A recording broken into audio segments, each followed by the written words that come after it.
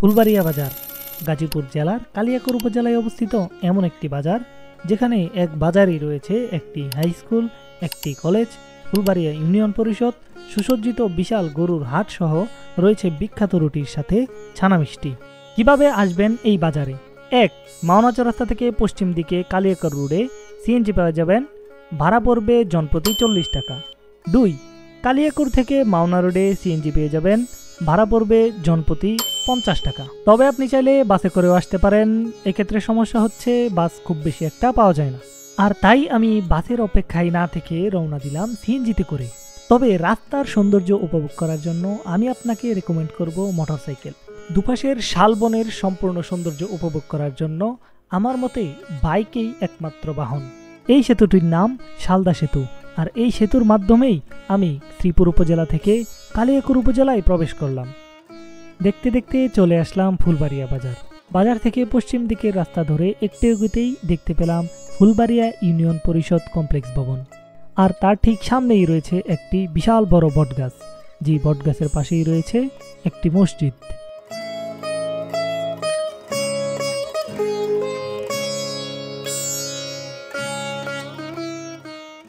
এই বাজারে সাপ্তাহিক হাট বসে সোমবারে, আর আমি এখন হাট যেদিকে বসে সেই দিকে যাচ্ছি।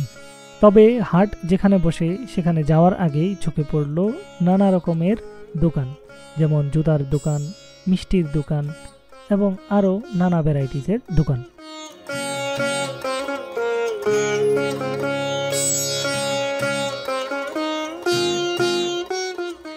আশেপাশের দোকানেই যেন বলে দিচ্ছে আমি হাটের ভিতর প্রবেশ করতেছি। টমটম দিয়ে আনা হচ্ছে লাকড়ি, আর এই লাকড়ি বিক্রি হবে এই বাজারে। সব লাকড়িগুলোই সারি সারি করে এইখানে এনে সাজিয়ে রাখা হচ্ছে।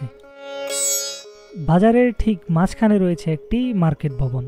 এই মার্কেট ভবনটি মূলত অস্থায়ী একটি বাজার বসার জায়গা। বাংলাদেশ সরকার প্রকৌশল অধিদপ্তরের সার্বিক সহযোগিতায় তৈরি হয়েছে এই মার্কেট ভবনটি। বোতলে করে বিভিন্ন মাপের আনা হয়েছে দুধ, বিক্রি করা হবে এই বাজারে। আজ হাট না থাকায় শেডগুলো খালি পড়ে রয়েছে। এই শাড়িটি মূলত জুয়েলার্সের দোকান, আর এখানেই তৈরি হয় নানা রকমের গহনাগাটি। মার্কেট ভবনের ঠিক পশ্চিম পাশেই রয়েছে পাবলিক টয়লেট, আর আমি এখন ঠিক যেই জায়গাটিতে দাঁড়িয়ে রয়েছি এইটাই মূলত হাটের কেন্দ্রস্থল। এখান থেকে চারপাশে বসে অস্থায়ী সেই হাটের দোকানগুলো, আর এই শেডগুলোই মূলত মাছমলের জন্য ব্যবহৃত হয়ে থাকে, অর্থাৎ মাছের কেনাবেচা এই শেডগুলোর মধ্যেই হয়ে থাকে। আমার দেখা সবচেয়ে বড় এবং সুসজ্জিত মাছ মলগুলোর মধ্যে এটি একটি। দেখতে দেখতে চলে আসলাম গরুর মলে। এটা একটা বিশাল গরুর মল, এবং এই মলটি মূলত খুবই সুসজ্জিত। হাটের ঠিক কেন্দ্রস্থলে রয়েছে বিশাল আকারের কতগুলো রেইনটি গাছ। এই গাছগুলোই মূলত এই হাটের সৌন্দর্য আরো বৃদ্ধি করে দেয়। হাটের এই অংশে কেনাবেচা হয় গরু, আর এই গরু সঠিক সারিবদ্ধভাবে রাখার জন্য দেয়া আছে সারি সারি বাঁশ, এবং গরু কাদায় যেন দাঁড়াতে অসুবিধা না হয় সেই জন্য রয়েছে ইটের সোলিংয়ের ব্যবস্থা। দেখতে দেখতে চলে আসলাম বাজারের ঠিক শেষ প্রান্তে, আর আমার সামনে এখন যেই নদীটি দেখতে পাচ্ছেন এটি মূলত তুরাগ নদীরই একটি শাখা নদী, নাম বেলতলি নদী।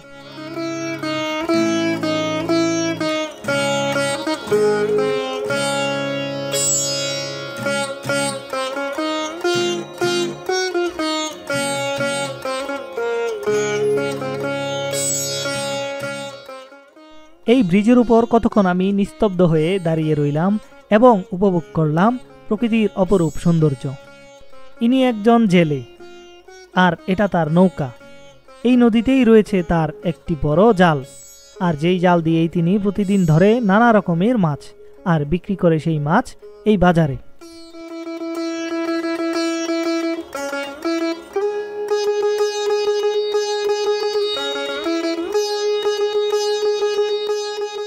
দূর থেকে এই জালগুলো দেখলে মনে হতে পারে জালগুলো খুবই ছোট, কিন্তু বাস্তবে তা একেবারেই ভিন্ন।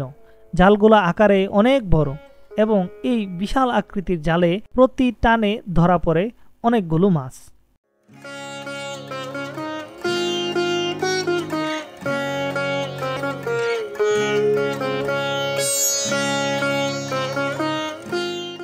ওই যে দূরে যেই রাস্তাটি দেখতে পাচ্ছেন, আমি এখন সেই রাস্তাতেই যাব, কারণ সেই রাস্তার পাশ ঘেঁষেই রয়েছে একটি কলেজ, নাম হাবেজউদ্দিন সরকার কলেজ।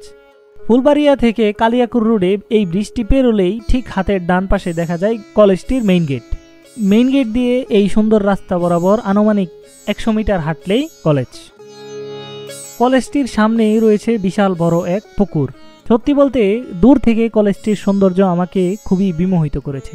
মোটামুটি এই বাজারের চারপাশটা আমার ঘুরে দেখা শেষ। এইবার সর্বশেষ অ্যাক্টিভিটি, ফুলবাড়িয়ার বিখ্যাত ছানা মিষ্টি সাথে রুটি। জায়গা ভিত্তিক প্রত্যেকটি খাবারেরই রয়েছে বিশেষত্ব, ঠিক তেমনি এই রুটির বেলায়ও। এই রুটি সাধারণ রুটির থেকে একটু বেশি বড় হয় এবং প্রতি রুটির দাম 20 টাকা। এবং আরও খুব মজার বিষয় হচ্ছে, এখানে রুটি আপনি চাইলে কেজিতেও কিনতে পারবেন। প্রত্যেক কেজিতে আনুমানিক 6টা রুটি পাওয়া যায়, যেখানে প্রতি কেজি রুটির দাম 120 টাকা। এখানে রুটির সাথে মিষ্টি এক ঐতিহ্যবাহী খাবার।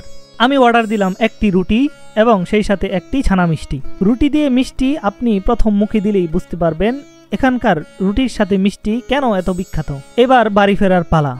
সিএনজিতে করে পুনরায় সুন্দর রাস্তা উপভোগ করতে করতে আমি বাড়ি চলে আসলাম। আজকে এই পর্যন্তই, দেখা হবে নতুন কোনো ভিডিওতে।